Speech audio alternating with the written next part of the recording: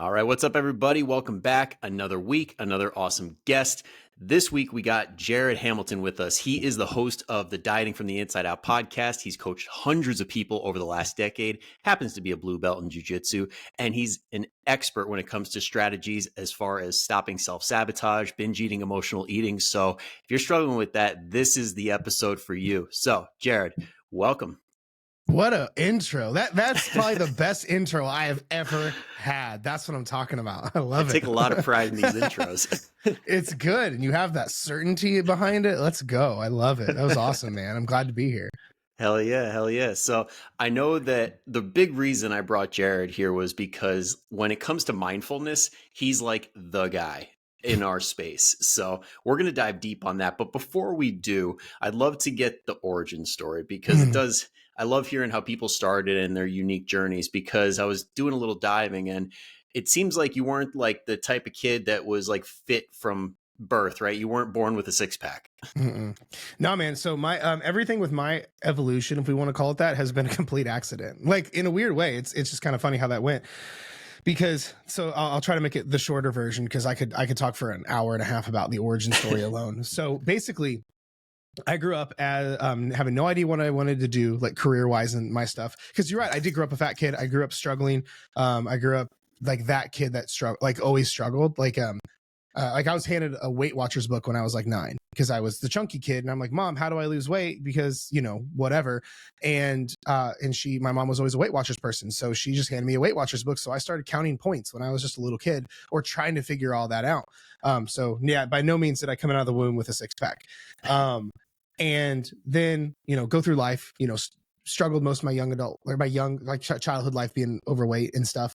And then now it's like we're in, let's say, high school and things like that, getting ready to go to college, all that mess. I figured out I wanted to be a physical therapist because I have a lot of musculoskeletal problems. So I spent a lot of time in PT offices and things like that. So I'm like, you know what? I think I could be a physical therapist. They make okay money. I could tolerate doing that for the rest of my life, which is totally a way to live, right? I could tolerate doing that for till I die. That's such a great outlook. But meanwhile, during that time, I got in the gym, fell in love with working out, fell in love with biomechanics and all the things like that. So that's what started my fascination with like, not even like fitness. It was movement patterns. It's like, oh, this is dope. So, but then when it was time to go to college, I was going to go the PT route, going to be a physical therapist. And then during that, I found out you have to get a PhD. And for me, in my brain, I was like, well, $200,000 in debt for an $80,000 a year job. That math doesn't math. So I didn't want to continue going down that route. But thankfully, I found during my prereqs, I basically fell into a personal trainer prep class, essentially, where like NASA put it on or whatever with the university I went to. So we spent a whole semester learning how to be personal trainers. It was literally we had practicals. We went to some gym in the city we partnered with, where we'd train our classmates and build programs. It was dope. Fell in love with it. Fell in love with personal training, and it was kind of obviously it's not the same as being a physical therapist, but I'm like, it's kind of in the same vertical. I just see them before they get broken, So went down that route, fell in love with training, built, and ended up getting credentialed and building my training business. And then one thing led to another. And then I ended up working at 3 different gyms. One was my own independent thing. One was a giant YMCA. One was a university gym. So all I did was personal train people. I was literally just bouncing from gym to gym to gym. Sometimes in the same day, I would hit all 3 gyms with clients while having part-time jobs to make ends meet because I didn't know what I was doing.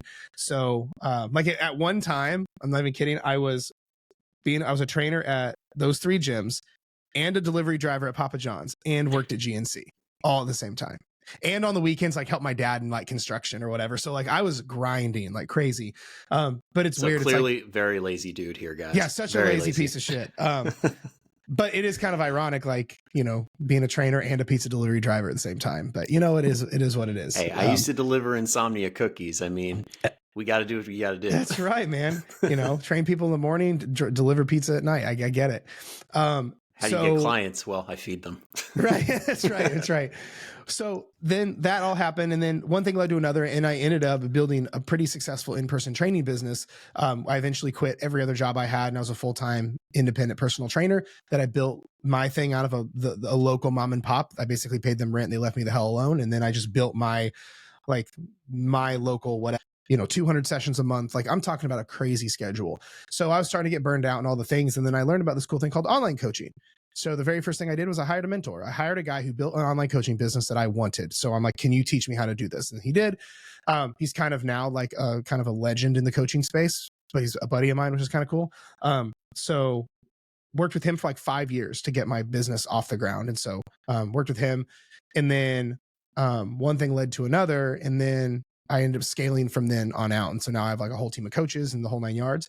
But then where the mindfulness stuff came in was about, I don't know, at this time, probably like 5-ish years ago, 4 years ago.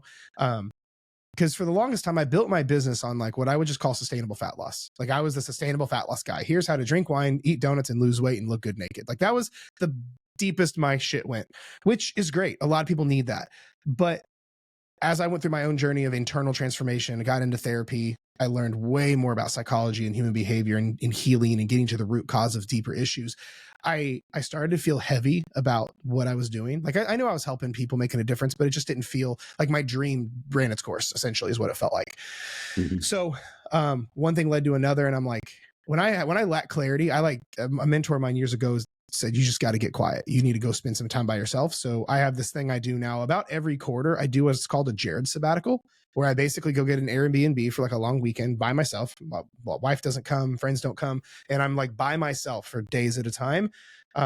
Just letting my brain it's like a long meditation, to be honest with you. It's just being in silence. So and it's like that concept of making space for yourself. You're literally 100%. Carving it out. Yeah, 100%. It's to a point. I do it every quarter now. Literally every 3 months, I do one of these like little mini things. I got to see if my girlfriend will go for that. It's huge. Actually, my wife and I both found out we both do very well doing them. Like, yeah, we need, like, I think it's important to take vacations and things like that. But I think even in a relationship dynamic, you both need to be independent. And it actually works great for our relationship. Like, I have Jared time to go do Jared things. She has Shelby time to go make sure she's good. So then when we're together, it's the polar opposite of codependency. Mm-hmm. Right. So, but when I did that the first time, I live in Indiana, so there's no shortage of cornfields out here. So, so I basically got an Airbnb out in the middle of a cornfield, and I was by myself for like 3 days, and I had so much perspective. I had so much hit me, and I'm like, man, what I want to do is help people with this inner game stuff. I'm like, man, I just feel like I don't want to talk about fat loss. I want to talk about like how to connect deeper with yourself and how to regulate your emotions, and that's what I want to talk about. But like my whole career and this whole thing I built has been around weight loss. But then I said, man, I wish there was a world where I could bring these both together. Wait, I can do that. And that's where this started happening, because in the background, I never marketed inner work, right? I never marketed it like I do now. But in the background, I was having clients do this. So what happened was, and this is where the origin story gets really powerful. So, we would have clients come in, like Sally comes in, wants to lose weight. And so we were like, all right, let's get you to do the sustainable weight loss thing. And then I go, oh, fuck, Sally like binge eats every weekend. Okay, I got to stop her binge eating. Then I can get her back on the track to weight loss. Send Sally on her way. She crushes. Then Sarah comes in, same thing. She's like, all right, I want to lose weight. I go, all right, let's do this. We go down weight loss. And all of a sudden she's sabotaging because she has identity issues. I'm like, fuck, okay, I got to fix her identity, redo all that shit. And then I'll get her back on the track to fat loss, and boom, she's good. That happened every fucking client, literally one after another. It's like, oh, I can't do fat loss until I fix their relationship with food. They can't they have identity issues and belief issues, and they sabotage, and they know what to do, but don't do it. And they're not consistent, and they emotionally, like, all these things. I'm like, fuck, I got to fix these first before they even have a chance of losing weight and keeping it off. Because I didn't want to be the coach that like people come lose weight, then they leave and they gain it back. I never want. We see that in the industry. I didn't want to be that guy. Mm-hmm. So I'm like, fuck, I've got to fix their shit first internally. Then I can get them to go on their way. But I haven't known how to fix this shit for a long time, because I've been crazy deep in psychology and human behavior and personal development for the last decade. I've just never applied. I've always done it for myself, not for coaching. Mm-hmm. Well, then I'm like, okay, if I feel truly compelled to teach in this middle ground, And this is what happens in the background of our clients. I go, I think I need to completely redo my company. I think I need to redo everything. So in that moment, it was scary as fuck because I got a lot of stay in your own lane, a lot of like, no one's doing what you're doing and you're crazy. Yeah. I got a lot of that. How many therapists were like, excuse me, pause. But then, you know what one of the biggest demographics in my program is? Therapists. I was just on the phone the other day with a PhD in psychology who can't get her shit figured out because, and that's the thing is, I'm not saying like what we do is a replacement for therapy by any means. There's a code of conduct. There's a line for sure, but there's definitely the inner game piece of anything. Like if you want to have a great marriage, you have to go deep. If you want to have a great business, you have to go deep. If you want to have a great transformation, you've got to go deep. I always say I don't get out of bed for surface level shit because here's the problem. This is where logic kicked in. I could give someone the best macros. I could give someone the best workout program. I could design everything. I could give them the best blueprint ever. I could dial their calories and I could I could literally feed them, literally make their meals and feed them personal chef style. But most people would still never make it. Well, then we go, why? Well, because they binge eat uncontrollably on the weekends. They emotionally eat after every bad day. They have this pattern of subconscious sabotage where like as soon as they make any progress, like they take something happens and they take 15 steps back. They have a horrible relationship with food, or they get their results and then they feel worthless, like they don't deserve them and they're not worthy of happiness. So then guess what they do? Then they ruin said results, right? It's this constant thing, man. And that's where I'm like, okay, I need to fix all of this because I always said for years I wanted to make the biggest kick in the dick to the industry. I didn't know how I was going to do it, but I always said that's what I wanted to do, and I wanted because I always had this friction internally. I love this industry and hate it at the same time. Like it's awesome, it helps people, man. It also fucks a lot of people up, like diet culture, disordered style eating, all of the things. Mm-hmm. And that's when I almost wanted to leave. I almost wanted to go build a different business and not do this anymore. But then I'm like, no, I'm being a victim and I need being a bitch. I need to take ownership and fix what I can. Well, and I think anybody who's been in this game long enough has had those thoughts of how nice would life be if I didn't have to deal with all this shit that is in the fitness industry? Mm-hmm, for sure. But at the same time, this also, because of that, it also makes it really hella easy to stand out. Everyone on the earth is selling 30 pounds in 30 days. And I'm like, yeah, how about we just fix your relationship with food so weight loss doesn't suck so much? Right? Because my content repels the wrong people. It is not sexy and shiny. I'm talking about hey, let's lose weight slow, monotonous, and sustainably while fixing your inner, deepest, darkest secrets. Well, I mean, your content doesn't just stick a flag in the ground. It puts cement down. It really firmly plants it. Yeah. But that's the thing though, man, is because this is where I feel called almost to teach and where I feel most aligned with internally. And I go hard with it. It's why we're able to have such rapid results. Dude, we'll end decades of struggle in a few months. It's not an uncommon thing in my neck of the woods to end 10 years of binge eating in 4 months, or make more progress in 3 months than they've made in 30 years. Because I've kind of coined the term, we call it dieting from the inside out. We do the inner work first in conjunction with all of the outer work, and it works every time. So love that. That's kind of my weird little origin story. Yeah, hell yeah. I mean, you actually knocked out 3 of the questions I had for you. So you're making my job so easy. There we go. Let's go. Well, one of the big things that you touched on that I really wanted to discuss is the fact that we talk about the people that are in this population that don't quite fit into clinical level. Obviously, if you're at a clinical level of depression, of self-sabotage and things like that, therapist is the way to go. But I think a lot of the people we cross paths with, we can have a gigantic impact on and do things that'll get them going in the right direction to the point where they might not need to go to that level. And I think that a lot of people get lost in that middle ground. Would you agree? And what are some things that identify those people for you that are we can help them, or they need that next level? That's a good question. I don't think it's necessarily this uber hard black and white line. I think it's very gray, or there's it's if we call it a range, right? It's at what point does white turn to black? Well, there's white, then darker white, then gray, then dark gray, then really dark gray. Okay, that's kind of charcoal, now black, right? I don't think there's this black and white line necessarily. I could be wrong, but my thing is I think a lot of people live in all or nothing.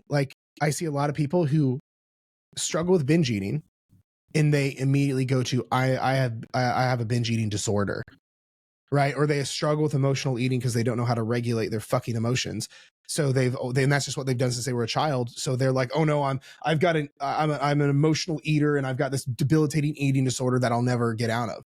Like it's one of my, like I get a lot of flack from this. It's one of my, for example, my biggest issues with AA is if you like and I have friends who agree with me on this, who AA saved their life.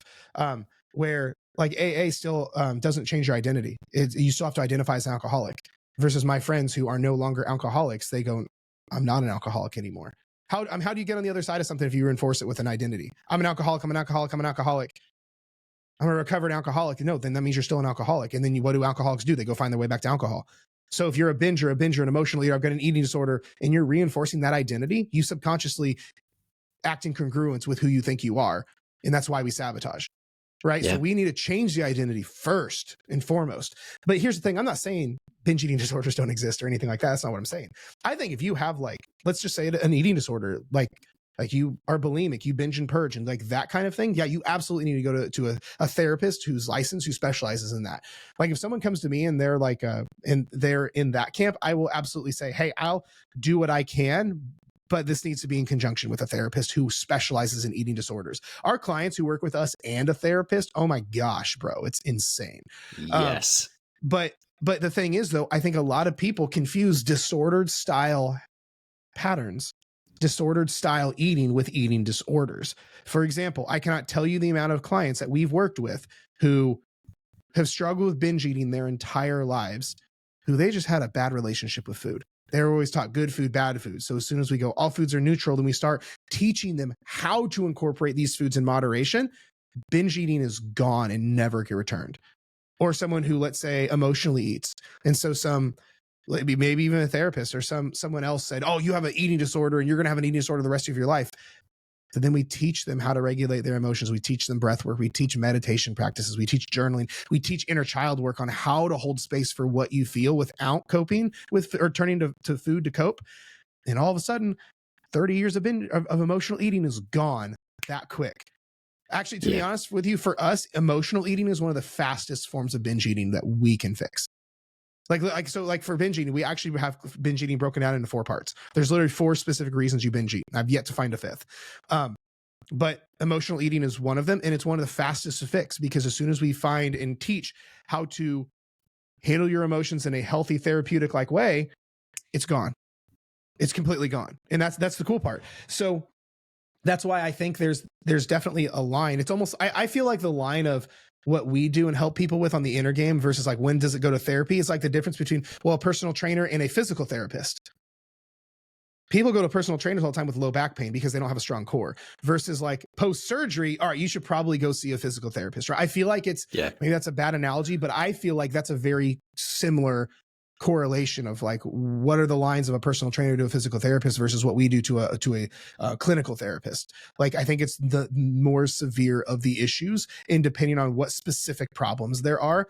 But like I said, most people that I talk to with this stuff, they were never taught the right way on a very basic level. Because again, here's the thing, man. I view it this way. You see the headspace sector, mental health, therapy, emotional intelligence, mindfulness, we'll call it over here. But then you have diet culture over here. Calories in, calories out, eat less, move more, carbs are bad.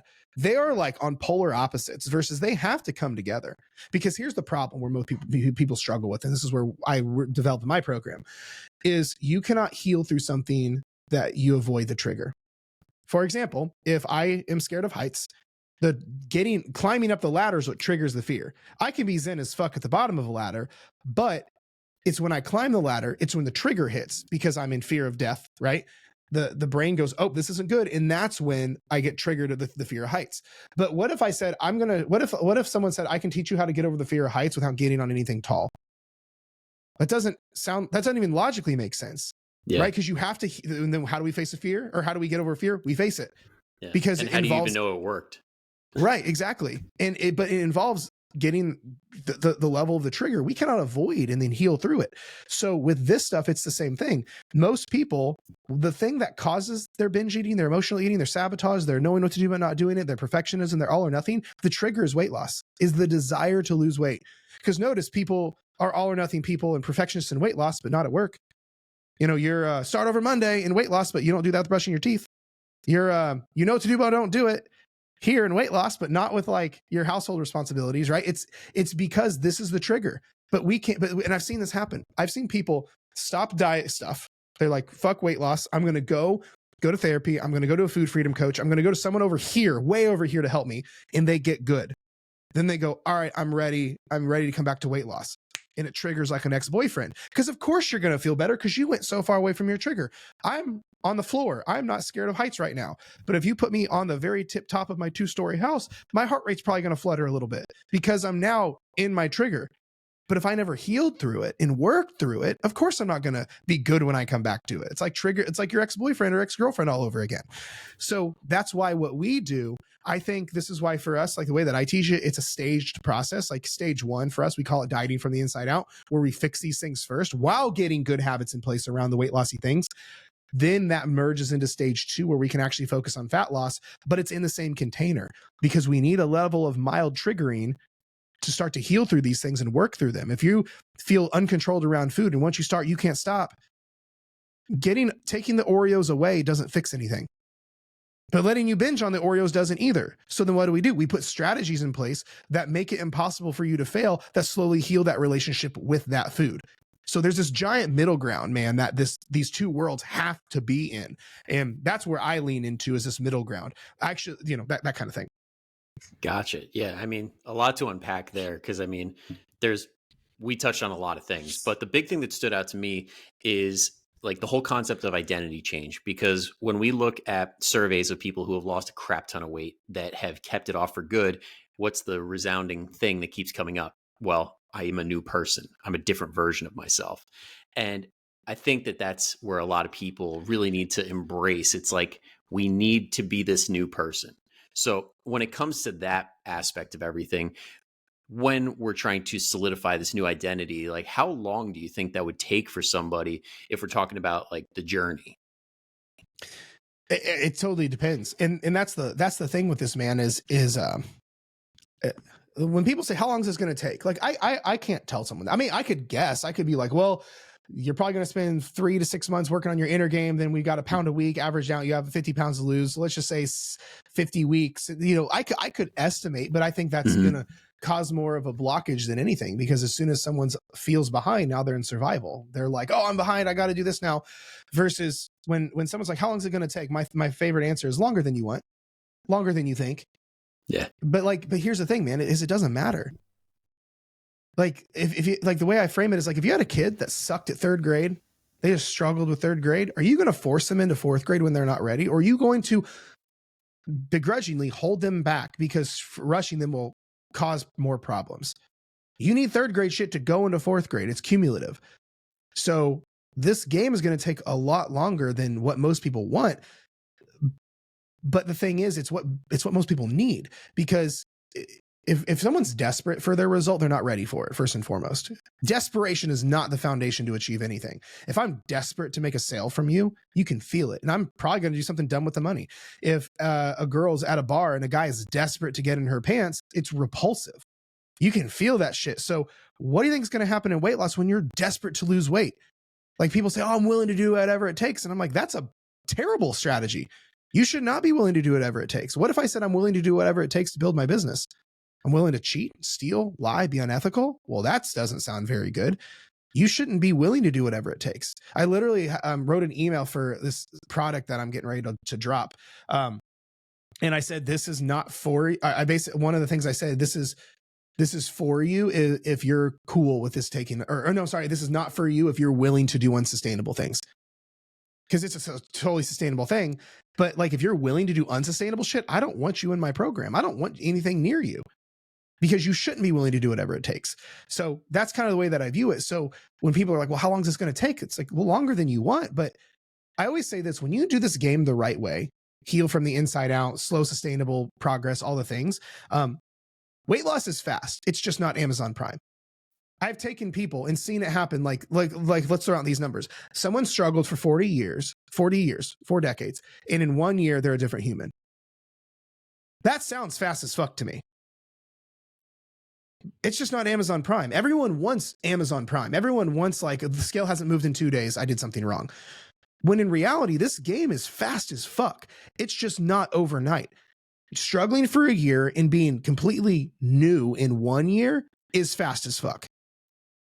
The cool thing is this is not always equal parts. If you struggled for a decade, it's not going to take you a decade to get back on track if you do it the right way. If you approach this from the inside out, you do only things that are slow and sustainable, you'll have the fastest results you've ever gotten. But it's just not going to happen in 3 days. But I would argue you don't want it in 3 days, because if you were to zoom out, if you could get progress in 3 days, you'd lose it in 3 hours. Because it works on both sides. Like, if you change something on this end of the stick, that end changes too, right? There's a law of polarity here. So everyone wants overnight results, but then they would go away that fast. So exactly. I think we just really need to redefine our definition of speed, because like you said, 30 pounds in 30 days, way too fast. But a year could be like light speed compared to a lifetime of struggle. Yeah.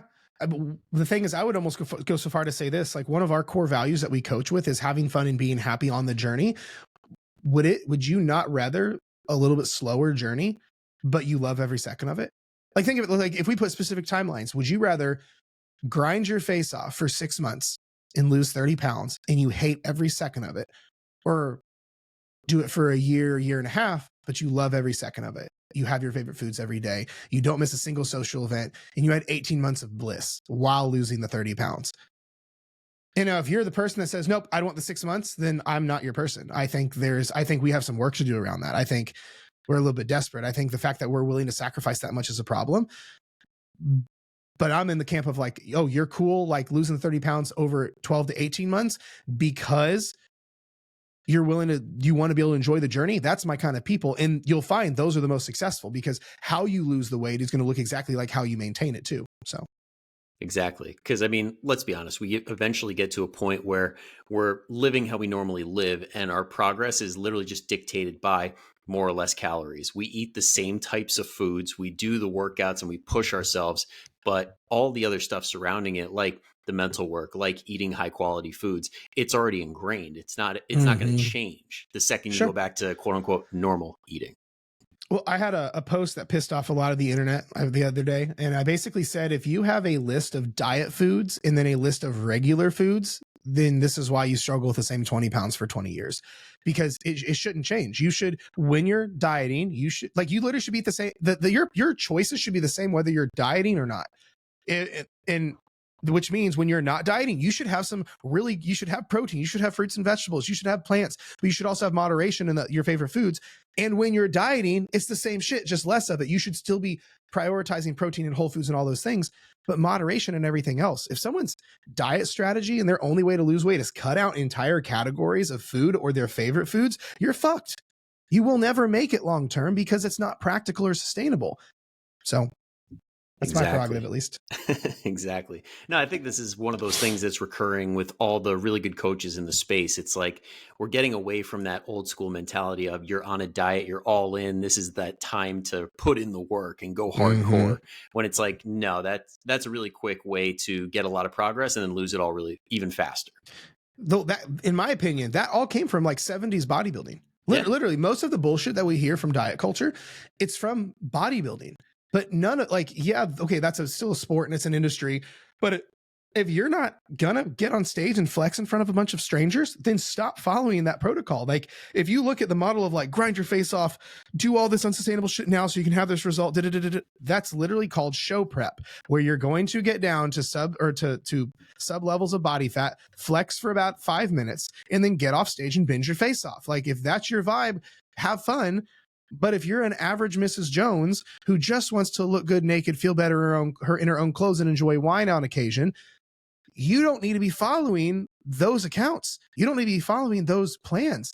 It blows me away the amount of people who are following, like when I see people coming into like my ecosystem and like we find out what they're doing, and they have a chest day, an arm day, a leg day, and they're tracking all their macros, and they have like they're doing like water manipulation, and they have a cheat day, and I'm like, are you prepping for a show?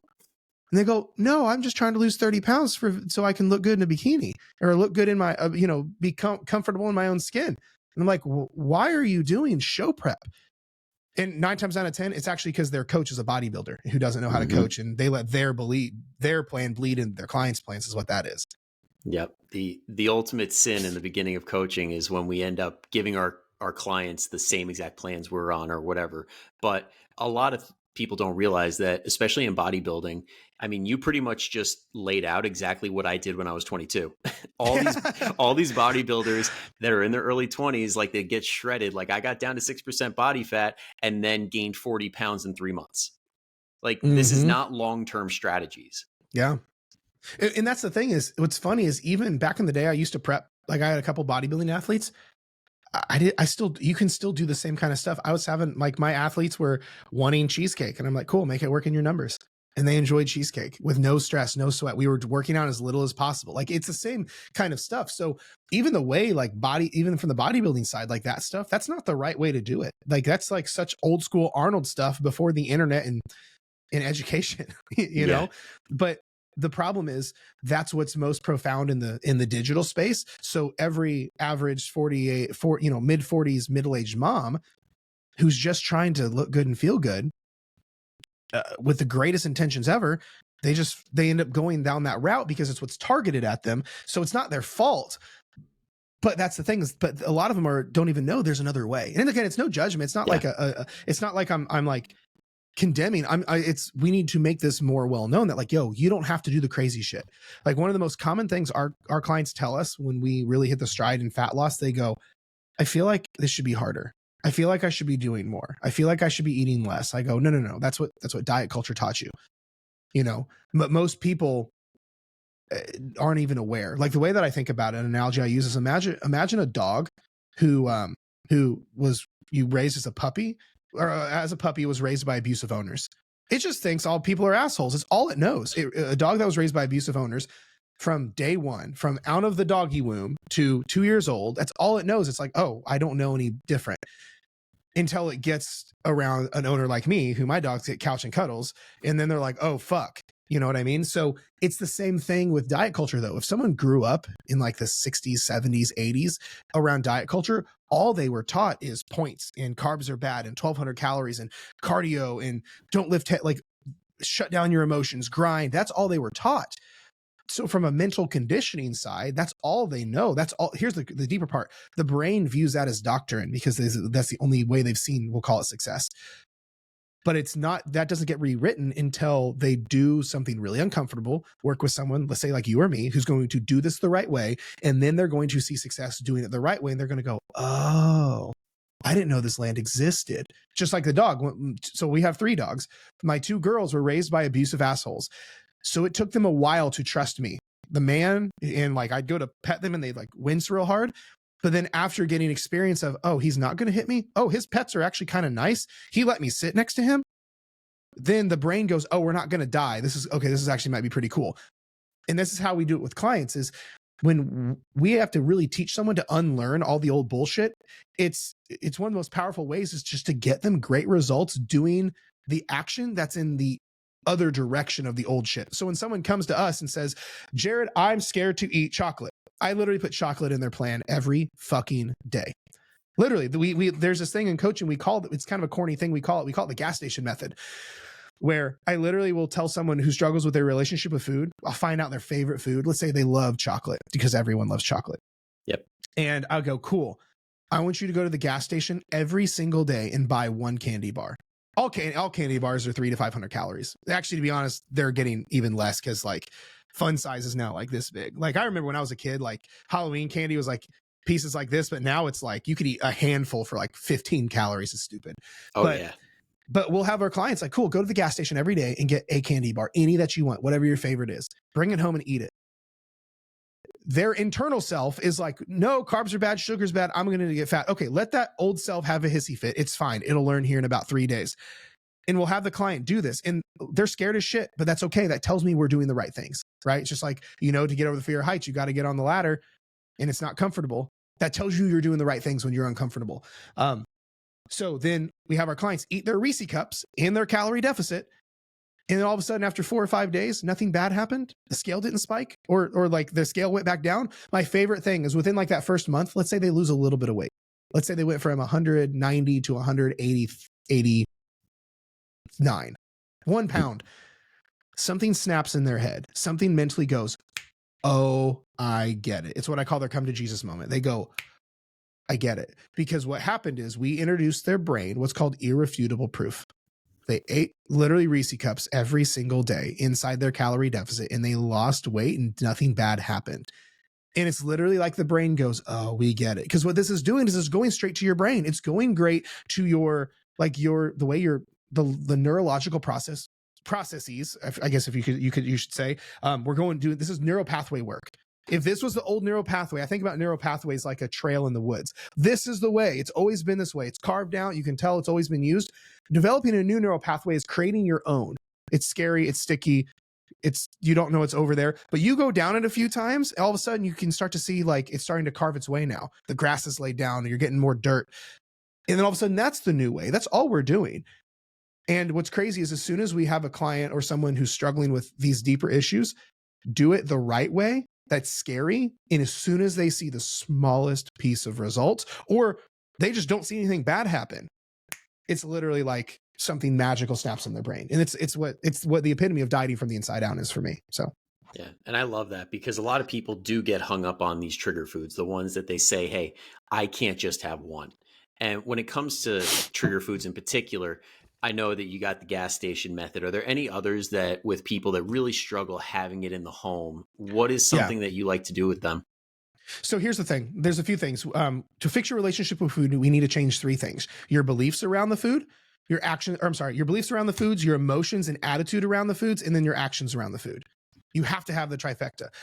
So for example, if your beliefs around food, if you actually think carbs are bad, if you actually think sugar stores fat, if you actually think whatever is the devil, you'll never have a good relationship with food. It's just because your relationship with food is like a relationship with a person. Like if I all of a sudden was told you are a fucking degenerate piece of shit, that's a wrong belief. Brian, you're a great dude. Like we've had dinner together, like literally, like you're a great dude. But if I had wrong beliefs about you, it would put a dampering in our relationship. If I was just told by everyone, Brian, he's a piece of shit. Don't stay clear, Brian. It would dampen our relationship. But I know that's not true. So it's good, right? So we have to change the actual beliefs around food. It's just an education thing, right? We need to have the right information and not 1960s diet culture. The second piece, we have to have the right attitude and emotions around food, because imagine a person-to-person relationship. Imagine if you and I were in a social circle. I'm like, yo, what's up, Andrew? Yo, what's up, Jason? Yo, what's up? Yo, what's up, Beth? Brian. Hey, what's up, Jared? Like, you know what I'm saying? If I had a shitty attitude towards you, it would dampen our relationship as well, because that affects actions. A lot of people, where this comes out in food, a lot of people will say, Jared, I know carbs aren't bad, or I know I can have this. I just feel bad when I eat it, or I feel like I should, and I feel guilty. That's because it's an attitude and an emotional thing. There's a reason you feel guilty. Maybe our beliefs aren't fully there. Maybe you've had old conditioning where you've avoided it. So like there's something deep inside, right? There's more there. We need to unpack that. Then the third is the most important. The third fixes the other two in a lot of cases, is you have to change your actions around the food. The reason the gas station method works is because it forces you to teach your brain you have control and moderation. Here's the truth. Everyone who says, I can't control myself, you can. There's just something in you that's relinquishing that control. Like if I said, hey, your whole family is going to get beheaded if you smash this whole pack of Oreos, eat one. You would eat one in 2 seconds and you're like, I'm good. Let my family go. You wouldn't go, sorry guys, and uncontrollably eat it. You have it in you. The problem is you don't believe you do.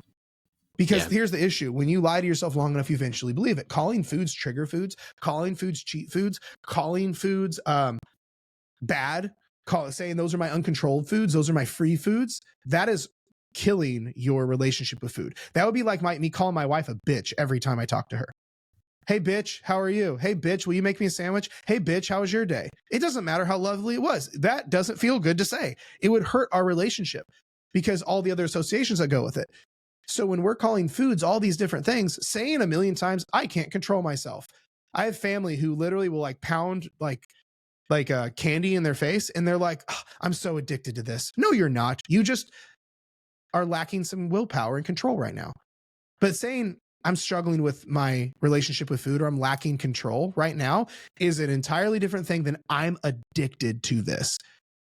Like contrary to what every Netflix documentary says, sugar is not like cocaine. It's not how that works. It is not Well, I don't know. not that way. There's some twin studies out there. There's some vials being shook that show all that That's fat. right. I don't know if I believe this. There's some Jaws theme music playing in the background of these. But like that's the thing is, but if you're avoiding foods, it's no wonder you're going to binge on them. It's if you have all this other bad behavior around these foods, of course you're going to fuck it up. So as far as strategies, we have to make sure our strategies nail all three of those. Re-educate ourselves, understand the truth about this stuff, and stop listening to diet culture dogma. We have to start changing our emotions. Like when you start to feel like, oh, I shouldn't have this. Why shouldn't I have this? No, food is neutral and you need to like catch yourself. But then the biggest one is you need to change your actions. Things like the gas station method works really well. Let's say a common one we see with clients is let's say you have a whole household of kids and a husband who doesn't care about this stuff and you're struggling. A really common one is that we'll have them do is I go, cool, that's all your family's food. That's not your food for the next couple months.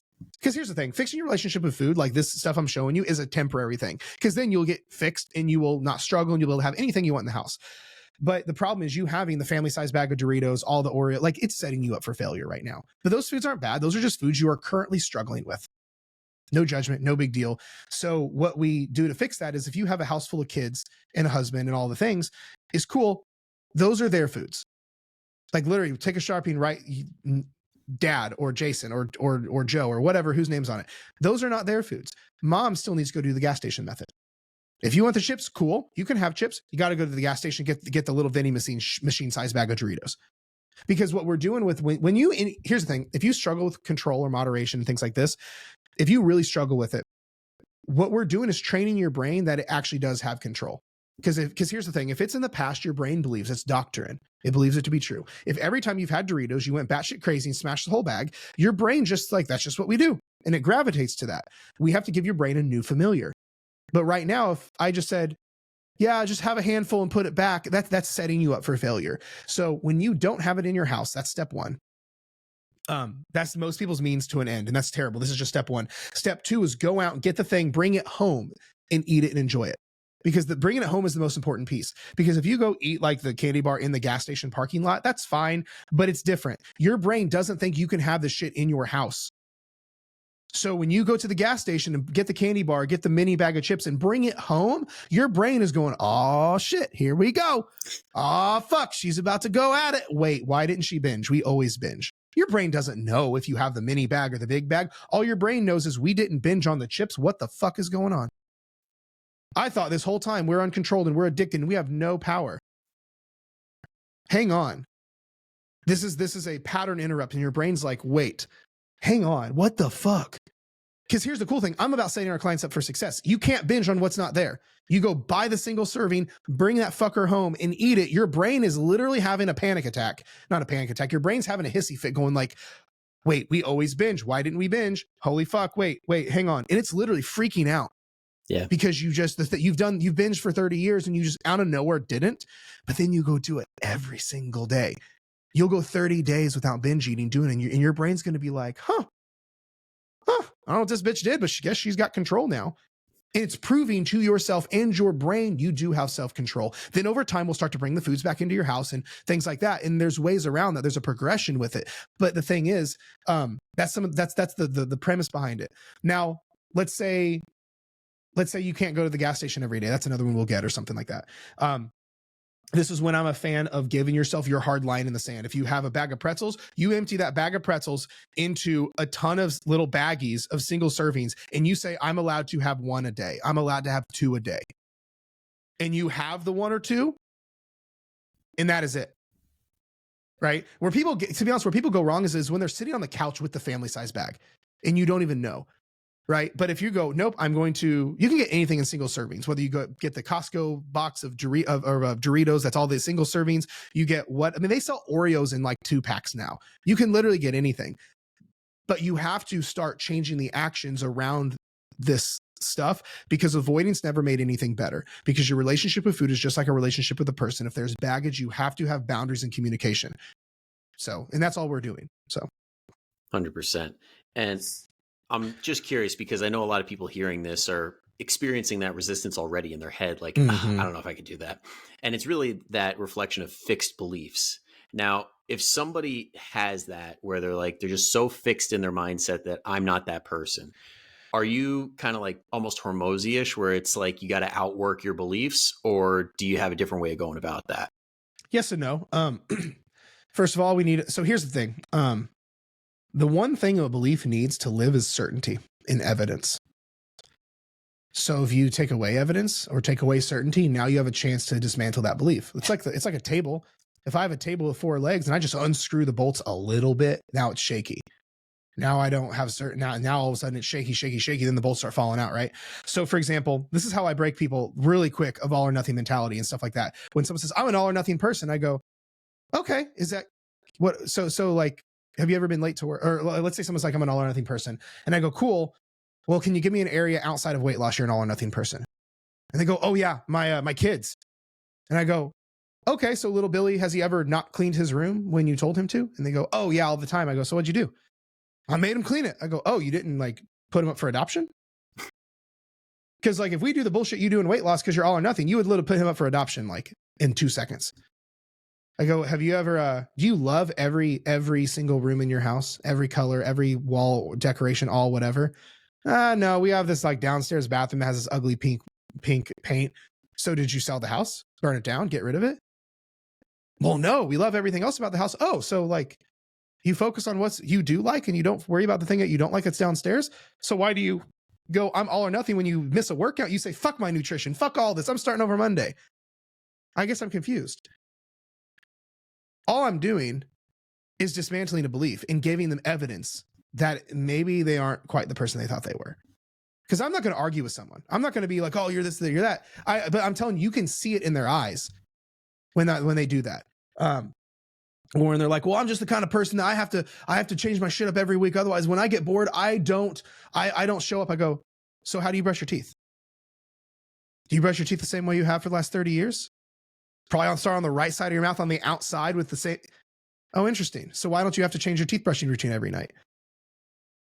Well, I'm never motivated. I can only show up when I'm the kind of person that only shows up when I'm motivated. Like, do you love your job? No, my boss is an asshole. So why do you go to work? Well, because I have kids. I have to pay my bills. Oh, so you're not motivated. You just have really strong reasons rooted in avoidance of pain. Got it. So you see, so all I'm doing with these is the stuff is I'm not arguing with them. I'm just to dismantle a belief. You have to surround it with uncertainty and different evidence. And that's all we're doing. So this is why, for example, but it works the other way. Let's say I have a client who doesn't see their progress. Let's say they're down, like we've all had clients and we all are in our head about our own stuff where like a client's like down 3, 4, 5 inches down pant sizes, but the scale spiked and they forgot they're crushing it. But I go, like, they're like, no, I'm not making progress. I'm like, you used to wear an extra large shirt. Now you wear a medium. Like, oh yeah, I forgot about that. I'm providing certainty around, no, you are doing well. I'm providing the evidence. So that's part of it, breaking down that belief system. But everything like you kind of started with was, it comes down to your identity though, because we're on autopilot 90% of the day. We're on a autopilot 90% of the day. But then the question is like, so what are we on autopilot to? Right? The setting has to be made. It's who we think we are. So if your identity is a binger, an emotional eater, a procrastinator, I'm an all or nothing person. Oh, I'm not the kind of person that does that. Oh, I'm not the kind of whatever. You're not describing actions. You're describing a character trait, and then you sabotage to it.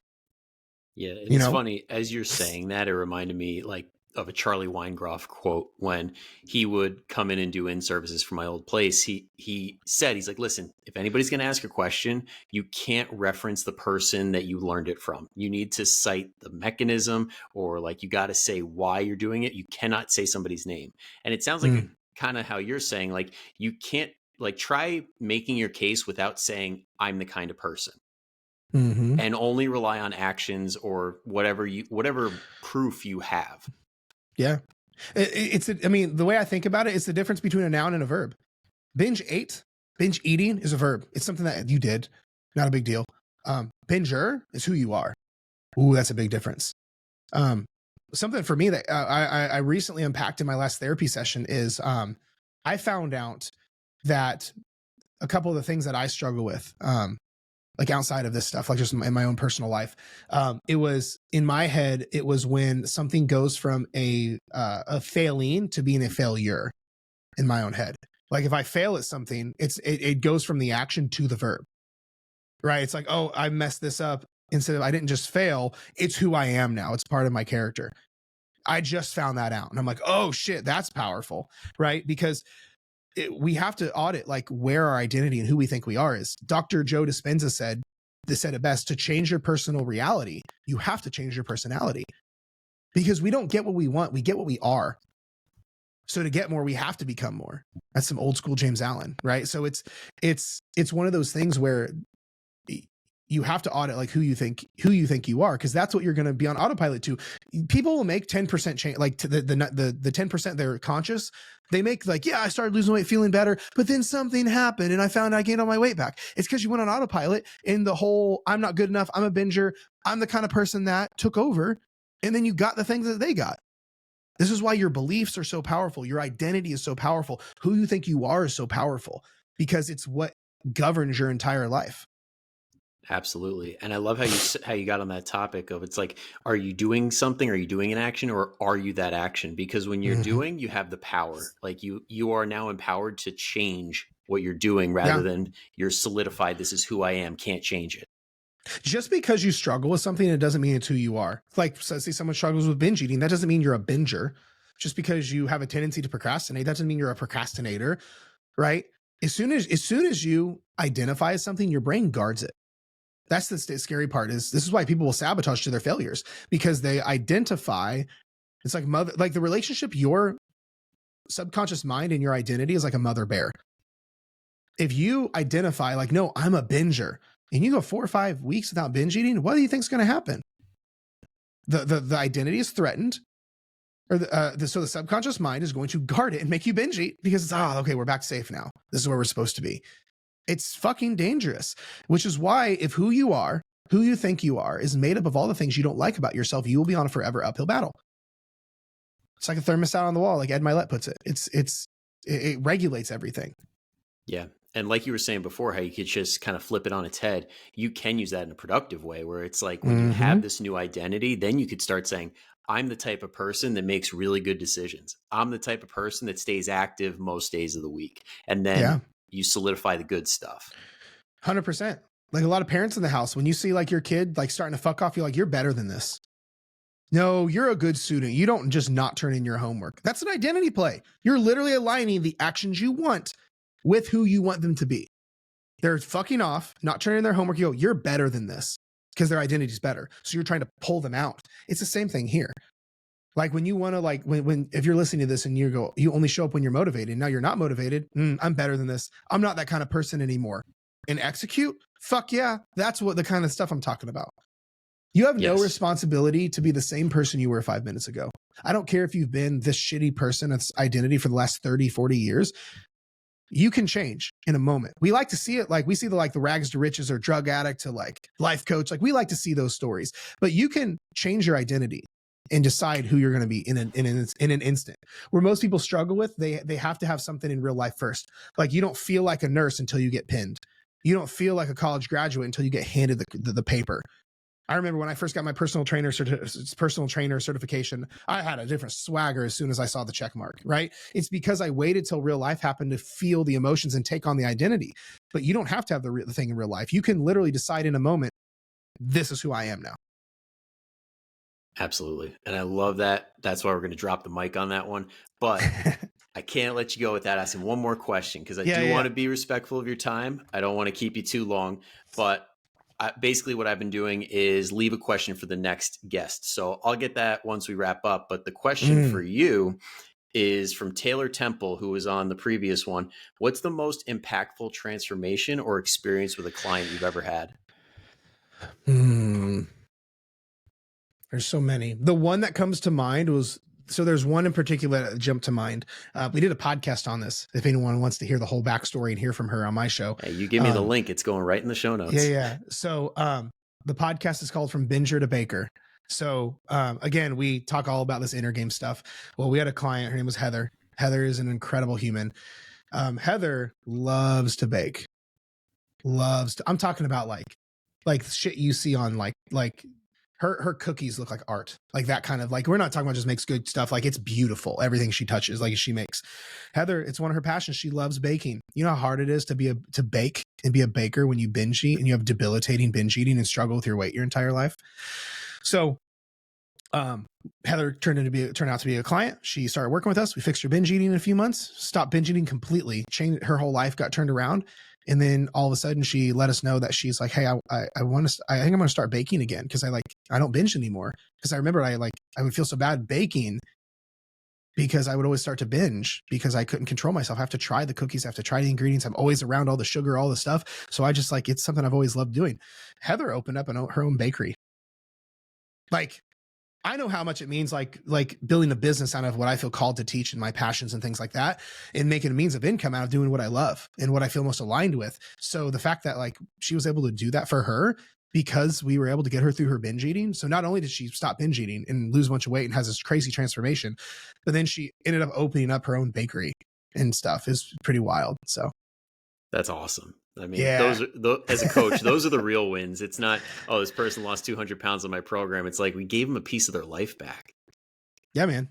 Oh yeah, don't get me wrong. I love like the before and afters; they're great. Yeah. But like when I get a grandma that's like I can get on my hands and knees and play with my grandkids again, or like I was like running on the beach playing with my family and I haven't done that in 10 years. Like that's the shit that gets me pretty fired up. So Hell yeah.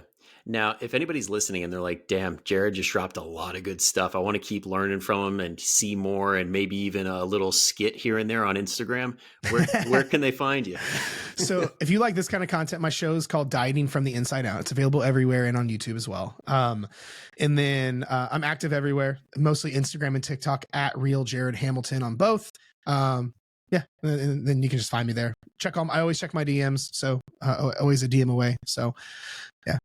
Awesome. And all of those are going to be in the show notes, guys. So just scroll down. You don't have to go searching, click away. Highly recommend his podcast. I personally learn a ton every time I tune in. So go ahead and check it out now. Don't even wait on it. And if you guys found this really helpful and something really stood out to you, or you got that friend or family member that you're like, shit, they really, really need to hear this, go ahead and send it their way. But until next time, I'll see you guys same time, same place next week. Go kick some ass, and I'll see you later.